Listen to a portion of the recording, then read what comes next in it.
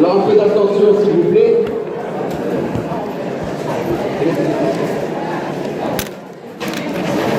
Alors pour la première question, si vous vous rappelez au niveau de la méthodologie, qu'est-ce qu'on avait dit?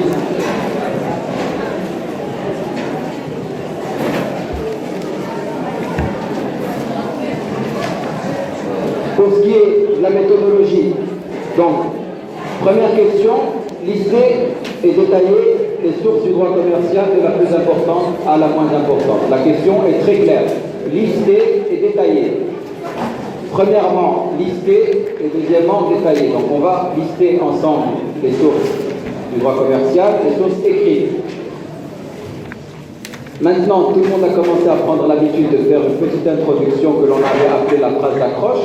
Ici, vous êtes libre. Il n'y a pas une seule phrase d'accroche qui soit bonne. Qu'est-ce que vous pouviez avoir comme phrase d'accroche qui soit convenable? J'ai vu. Vous êtes libre, vous êtes assez grand, vous êtes en S4, vous faites ce que vous pensez être bien, mais il faut que ce soit en rapport avec le sujet. Vous n'allez pas me parler de fonds de commerce dans cette question. Donc il faut parler des sources en général du droit commercial, vous pouvez parler des sources historiques, vous pouvez définir, j'ai vu plein de gens qui ont défini le droit commercial, qu'est-ce que c'est l'ensemble des règles juridiques qui régissent les activités des commerçants. Il y a des gens qui ont dit qu'il y avait des sources écrites et non écrites, il y a des gens qui ont dit des sources indirectes et directes. Vous êtes noté sur cette phrase d'accroche, donc il faut la faire. D'accord? Il ne faut pas sauter la phrase d'accroche. On en arrive maintenant au vif du sujet. Premièrement, la source la plus importante, tout le monde est d'accord sur ces sources. Quelle est-elle? La Constitution.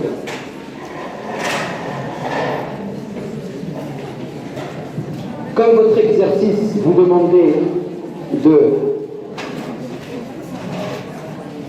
détailler les choses, il fallait quand même expliquer ce que c'était que la Constitution. Donc la Constitution, on avait dit quoi sur cette Constitution? Que c'était la source suprême et la plus importante du droit positif marocain.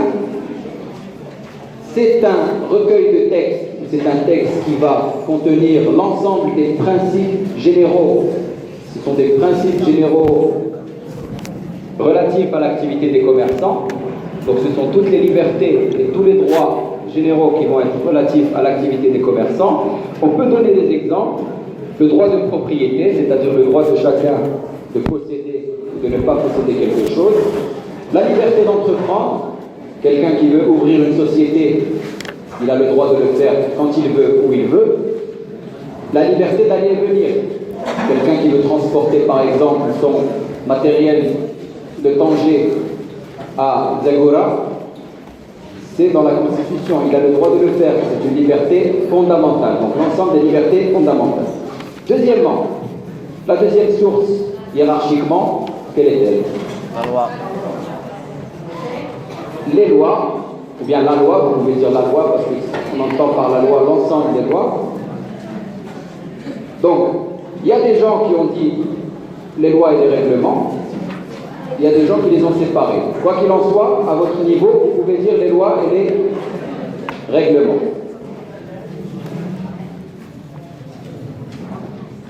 Alors, les lois et les règlements, c'est la source la plus importante. Pourquoi? Parce que quantitativement, au niveau de la quantité, c'est la loi qui va être la plus importante. Vous avez plusieurs milliers de lois.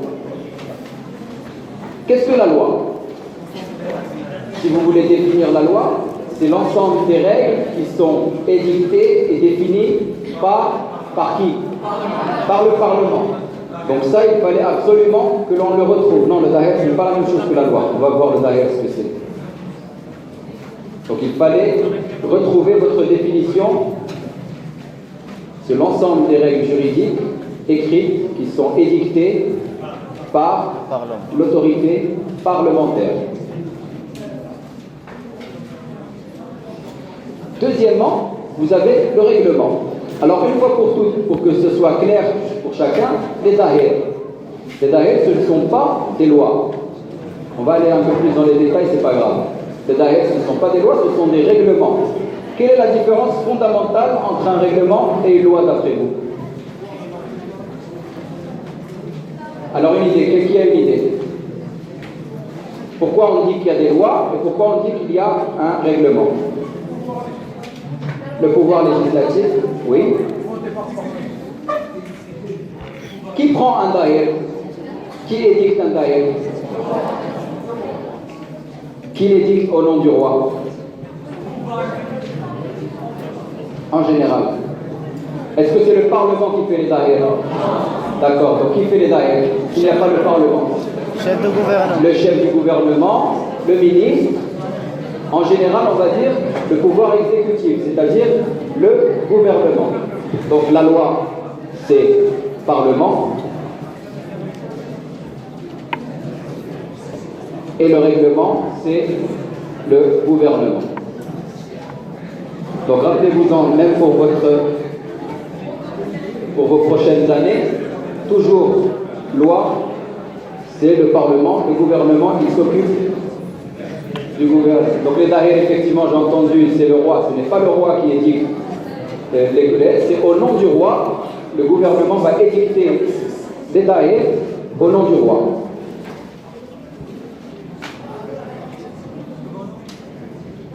Dernière chose sur ça, c'est que les règlements sont des actes, donc réglementaires, qui vont servir à appliquer les lois. On fait une loi par exemple, la loi c'est quelque chose qui est assez général, et on va faire par exemple 1, 2 ou 3 daïrs pour appliquer cette loi. Est-ce que c'est clair? Donc d'après vous, si on veut faire le plus important entre la loi et le règlement, qui est le plus important? Les lois, d'accord? Mais vous pouvez à votre niveau le mettre en même temps. Voilà. Ensuite, troisième source maintenant, les conventions internationales.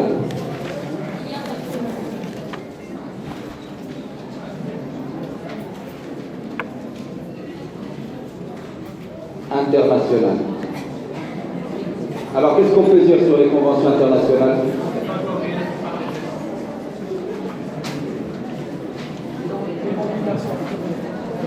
Comment? Donc les conventions internationales, ce sont des textes qui sont signés par 2 ou plusieurs États. Lorsqu'il y a 2 États, ce sont des conventions bilatérales. Lorsque ce sont plusieurs États, ce sont des conventions multilatérales. Et ces conventions internationales vont créer des règles de droit applicables à l'intérieur du pays. Donc c'est très important. Par exemple, vous pouvez avoir un problème à l'intérieur d'un pays, on vous dit on va appliquer une convention internationale qui a été signée par le Maroc, par les États-Unis, etc. Est-ce que c'est clair? Le type de convention internationale, vous pouvez avoir des conventions internationales en matière de droit de la famille, en matière de droit pénal, en matière de droit fiscal, en matière de droit commercial, justement. Ensuite, là, on en arrive à la petite difficulté qu'il y avait dans l'exercice. Certaines personnes l'ont vu, certaines personnes ne l'ont pas vu. Ça va?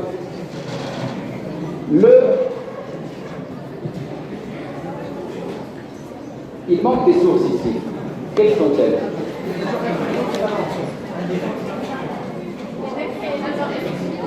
Les décrets, c'est dans les règlements. Les décrets, tout ça, c'est qui c'est qui prend les décrets, mademoiselle? Décrets arrêtés, qui c'est qui les fait? Gouvernement. Non, répondez à cette question. Qui fait les décrets et les règlements? Gouvernement. Le gouvernement. Donc tout ça, ça rentre ici.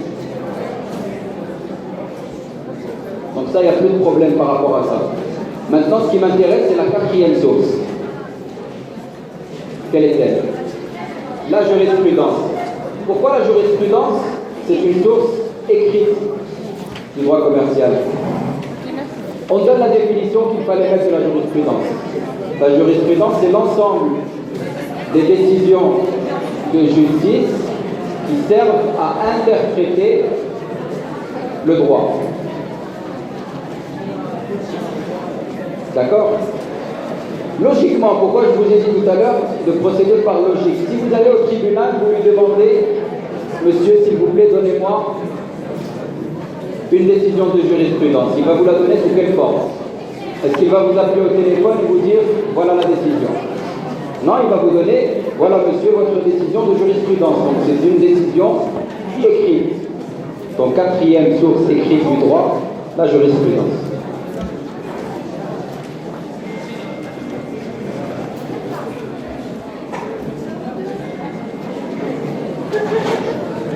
Certains de vos camarades m'ont demandé, faites attention, pourquoi la jurisprudence est en dessous de la loi et des conventions internationales, parce que la jurisprudence, son travail, c'est d'interpréter quoi?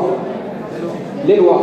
Donc automatiquement, elle sera en dessous de ces lois, puisque c'est elle qui va les interpréter. Il nous manque maintenant une dernière source que tout le monde a vue aussi, c'est la doctrine.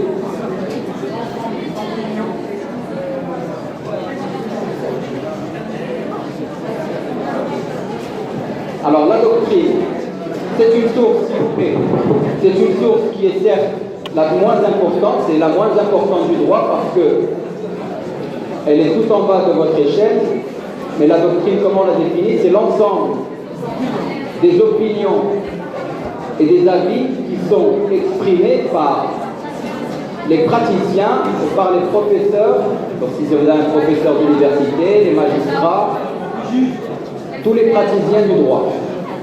D'accord? Le juge, il peut s'en inspirer, donc ça peut être une source du droit commercial. Mais bien sûr, c'est la source la moins importante parce que vous avez beaucoup d'avis et vous avez beaucoup d'opinions. Est-ce que c'est clair pour tout le monde? Donc il faut toujours faire attention dans vos questions pour ne pas oublier. La plupart des gens ont oublié les deux dernières sources. Donc vous réfléchissez bien à chaque fois. Est-ce qu'il y a des questions sur cette première partie? Oui? La sunna, oui, c'est partie de la doctrine, mais pas en droit commercial. D'accord? En droit commercial, on avait dit que ce n'était pas un droit où il y avait beaucoup de droits musulmans.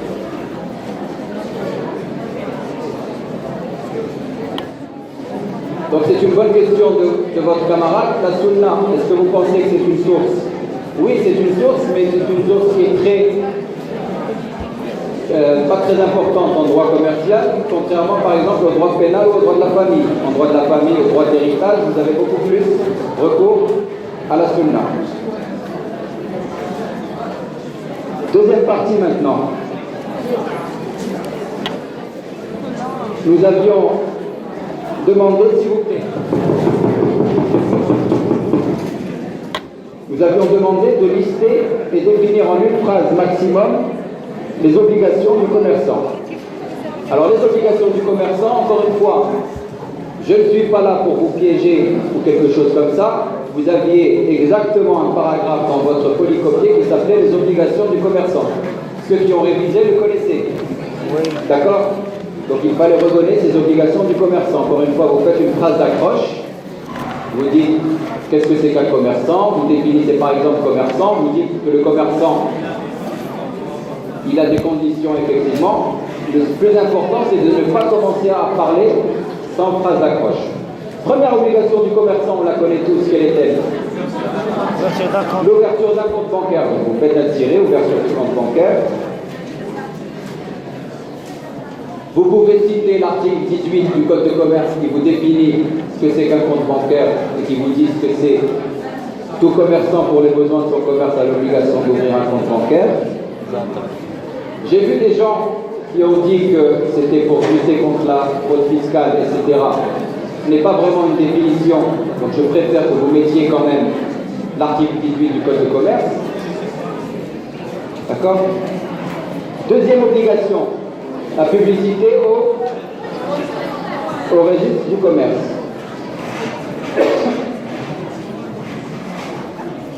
Alors, vous faites bien attention, s'il vous plaît, encore une fois, j'insiste bien à l'énoncé. On vous dit de définir. Donc, il faut définir ce que c'est qu'un registre du commerce. On avait donné la définition dans le polycop. Qu'est-ce que c'est un registre du commerce? C'est un support de publicité destiné à faire connaître l'existence, les caractéristiques des établissements de commerce en fournissant tout renseignement par voie de copie ou extrait certifié. Voilà. Donc, tout ça, c'est une question de cours. Troisième obligation du commerçant, c'est la tenue d'une comptabilité. Alors, la tenue d'une comptabilité, vous pouviez citer l'article 19 alinéa 1er du Code de commerce et vous pouviez parler rapidement des livres comptables, mais pas plus. On vous demande juste de définir ce que c'est que la comptabilité. Est-ce que c'est clair maintenant pour les questions de cours?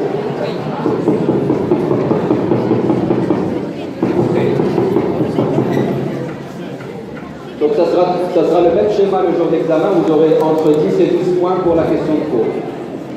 On passe maintenant au cas pratique, à l'exercice pratique. Le premier cas. Le premier cas, on vous dit que M. Mustafa est un artisan.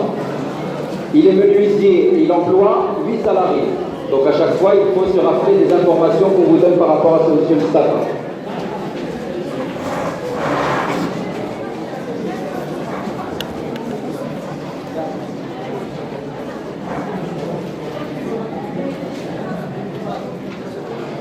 Il dispose d'un matériel perfectionné permettant une production en série de meubles, donc c'est-à-dire qu'il fabrique des meubles en tant qu'artisan.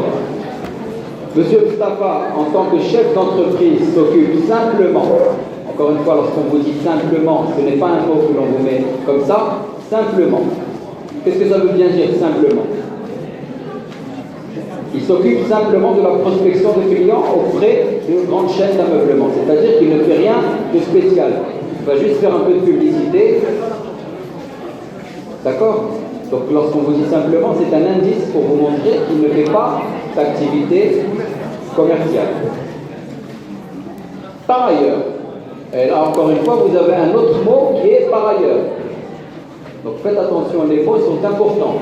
Par ailleurs, dans son local de fabrication, il possède un showroom où il expose non seulement les productions de son entreprise, mais aussi des meubles qu'il achète à bas prix à un fournisseur étranger pour les revendre au Maroc. Alors ça, qu'est-ce que ça vous rappelle dans votre tête? Ça vous rappelle que c'est une activité qui peut être... Est-ce que c'est la même activité que la première activité? Qu'est-ce qu'on avait dit? C'est un acte de commerce. Le fait d'acheter et de revendre, c'est un acte de commerce par comment? Par nature. Vous vous rappelez quand on a fait plusieurs choses, acheter, revendre, acheter, louer, acheter, etc. Donc vous, dans votre tête, ça doit renvoyer à un acte de commerce, effectivement, par nature. Donc, ce monsieur Mustafa, il a deux casquettes. Première casquette, chef d'entreprise, il est gentil, il est artisan, pas de problème. Non commerçant, donc activité purement civile. Donc vous mettez dans votre brouillon, vous mettez monsieur Mustafa. Voilà. Il est artisan, donc non commerçant, il est chef d'entreprise et on avait dit en droit qu'un chef d'entreprise n'est pas un commerçant. Donc vous avez deux raisons et deux motifs pour que ce ne soit pas un commerçant. Il est artisan, les artisans, les agriculteurs ne sont pas des commerçants, et il est chef d'entreprise. Mais il ne fait pas d'activité commerciale. Deuxième casquette, on vous dit, il a une autre activité à côté qui est acheter des meubles en vue de les revendre. Ça, dans votre tête directement, vous allez me dire quoi? C'est un acte de commerce par nature selon l'article. Quel article? Article 6 et suivant du Code de commerce, effectivement. Très bien. Donc tout ça, il faut le remettre. Il ne faut pas aller trop vite. Surtout pas aller trop vite. Il faut justifier votre réponse. Toujours justifier votre réponse. Voilà. Il y a un petit problème ici. On vous dit, monsieur l'Arbi veut le poursuivre dans le cadre d'une créance. On ne vous dit pas qu'est-ce que c'est la créance, on ne vous donne pas plus de détails. Est-ce que c'est clair? Qu'est-ce que vous faites? Vous envisagez toutes les hypothèses. Maintenant, on a déjà vu le plus gros du travail. Vous dites, si monsieur l'Arbi le poursuit dans le cadre de son activité de chef d'entreprise ou d'artisan, est-ce que c'est une activité commerciale ou c'est une activité civile? Très bien. Donc devant quel tribunal il va pouvoir partir? Devant le tribunal civil, c'est-à-dire le tribunal de grande instance. D'accord? Si maintenant il a une créance contre lui dans le cadre, par exemple, il ne doit pas payer ou il ne veut pas lui payer un meuble ou lui a donné un meuble qui ne lui plaît pas, dans les meubles qu'il a achetés et revendus. C'est une activité commerciale. Donc il va aller devant quel tribunal? Pourquoi civil? Commercial. Voilà, c'est tout ce qu'on attendait de vous dans cette question. Vous avez 5 points sur ça, il faut justifier les réponses. On attendait de vous le mot S'il vous plaît, on attendait de vous absolument le mot acte de commerce par nature, d'accord? On attendait de vous de dire que c'est un artisan. Un artisan n'est pas un commerçant et un chef d'entreprise n'est pas un commerçant. Donc vous dites en droit, un chef d'entreprise n'est pas considéré, donc un chef d'entreprise, c'est-à-dire un dirigeant d'entreprise, n'est pas considéré comme un commerçant. Et un artisan n'est pas considéré comme un commerçant. Deuxième chose, vous dites si quelqu'un accomplit des actes de commerce par nature, de manière habituelle, etc., il va devenir commerçant. Donc n'allez pas directement à la réponse. Ce n'est pas parce que vous avez la bonne réponse que vous allez avoir les points. Est-ce que c'est clair? Est-ce qu'il y a des questions par rapport à ce cas pratique? Oui? Pourquoi la preuve? Il n'y avait pas de problème de preuve ici. Ici, on vous a dit, que pensez-vous de la juridiction du tribunal compétent? Il n'y avait pas de preuve. D'accord? Deuxième cas pratique maintenant.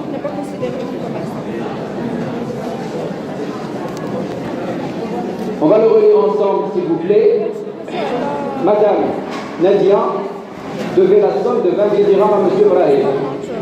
Le 18 décembre 2016, un chèque de 20 000 dirhams établi le 25 novembre par Madame Nadia a été présenté à l'encaissement, mentionnant comme bénéficiaire M. Mohamed. Madame Nadia a immédiatement formé opposition pour vol au paiement de ce chèque au motif qu'elle avait établi sans ordre à M. Brahim, que celui-ci l'avait perdu et qu'il avait été retrouvé par M. Mohamed qui aurait rajouté son nom comme bénéficiaire avant de le remettre à l'encaissement. Donc est-ce que tout le monde a compris ce qui s'était passé? On va expliquer. Qui n'a pas compris ce qui s'était passé dans ce cas pratique? Levez le doigt, c'est pas grave si vous n'avez pas compris. Voilà, c'est pas grave. Donc, Madame Nadia donne un chèque à M. Brahim, où il y a 20 000 dirhams.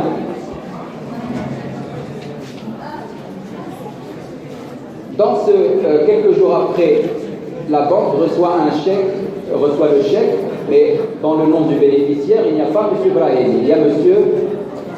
Mohamed. Madame Nadia n'est pas très contente. Elle n'est pas très contente, elle va chez la banque, elle leur dit ce chèque a été volé parce que moi je n'ai pas mis M. Mohamed, j'avais donné à M. Brahim. Ici on vous dit dans la 5e ligne, si vous lisez la 5e ligne en descendant du haut, qu'elle avait établi sans ordre à M. Brahim. Qu'est-ce que ça veut dire sans ordre? Qu'est-ce que ça veut dire sans ordre? Rappelez-vous. C'est-à-dire qu'elle est partie chez M. Brahim, elle lui a donné un chèque. Elle n'avait pas mis le nom de M. Brahim. Elle lui a donné 20 000 dirhams, elle a signé, elle lui a donné le chèque. Sans ordre. On vous dit maintenant, est-ce que l'opposition pour vol que Mme Nadia a fait, elle est licite? Licite, ça veut dire qu'elle est valable. Alors, qu'est-ce que vous me répondez? Vous me répondez non, oui, mais il faut justifier. Qui dit oui? Qui dit non? Il faut me dire quelque chose obligatoirement pour qu'on puisse travailler. N'ayez pas peur, hein, ceux qui disent oui ou non, c'est pas noté, on est là pour discuter. Quel nom? On va faire le cas pratique petit à petit. En droit, première chose, il faut dire quoi? Il faut dire que la mention de l'ordre à qui le chèque est donné, est-ce que c'est une mention obligatoire? Non. Donc il faut le dire. Deuxièmement, oui, en droit, la mention de l'ordre d'un chèque, c'est-à-dire la mention du bénéficiaire d'un chèque, n'est pas une mention obligatoire. Vous pouvez donner un chèque, par exemple, vous vous rappelez, et vous ne mettez pas le nom du bénéficiaire. Deuxième chose, on vous dit que Mme Nadia, elle a fait une opposition pour vol. Elle a le droit. Mais il faut rappeler en droit quels sont les motifs d'opposition que vous pouvez faire. Alors, premièrement, le vol, déjà, la perte,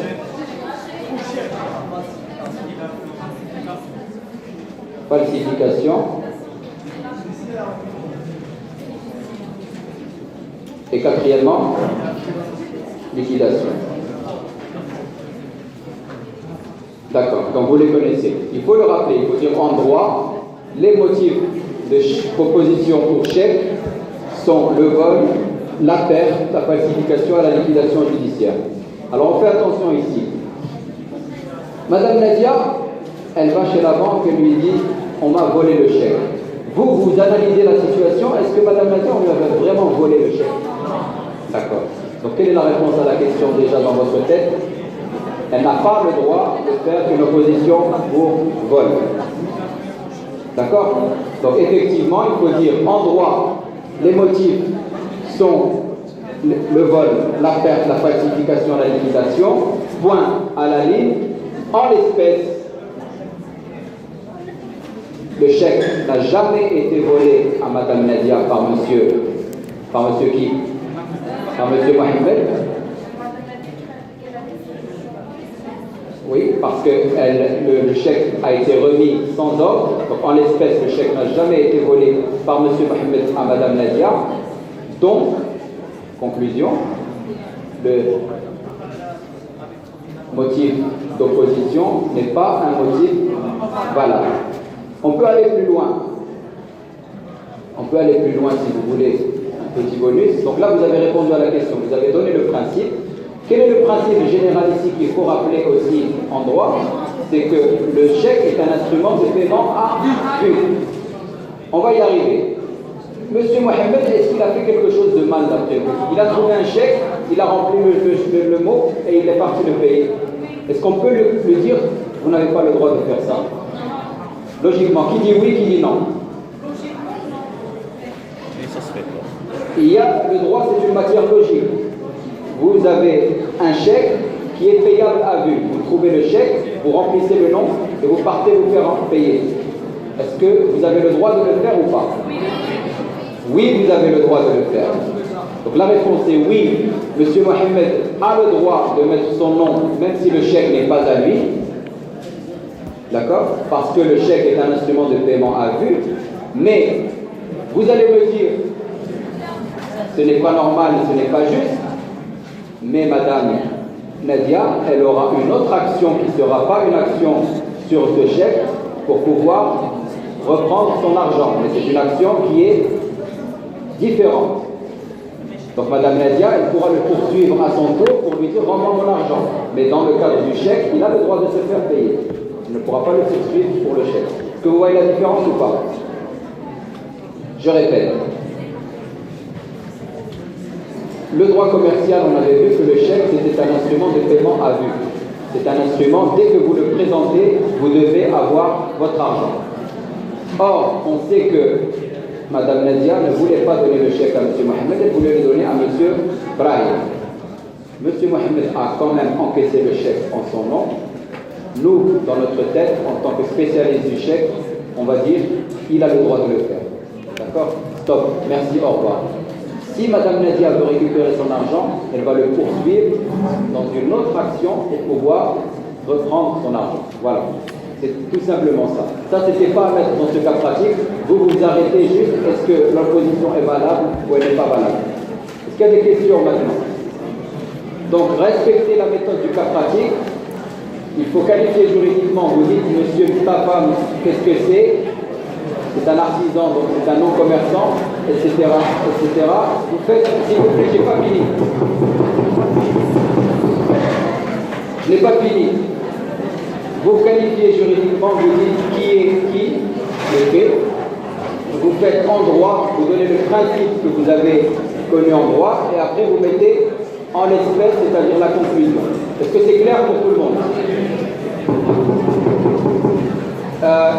Dernière chose, vous aviez une série de cas pratiques qui ont été envoyés par vos délégués, si vous les avez reçus. Je vous enverrai avant le 10 mai une correction par mail et vous les enverrons, d'accord? Donc vous le travaillez. Vous pourrez avoir un des cas pratiques qui retombe dans l'examen à peu près, donc je vous encourage à les faire. Donc essayez de travailler la méthodologie. Si vous avez des questions, vous les envoyez aux délégués qui les enverront. Donc bon courage et bonne chance pour vos examens.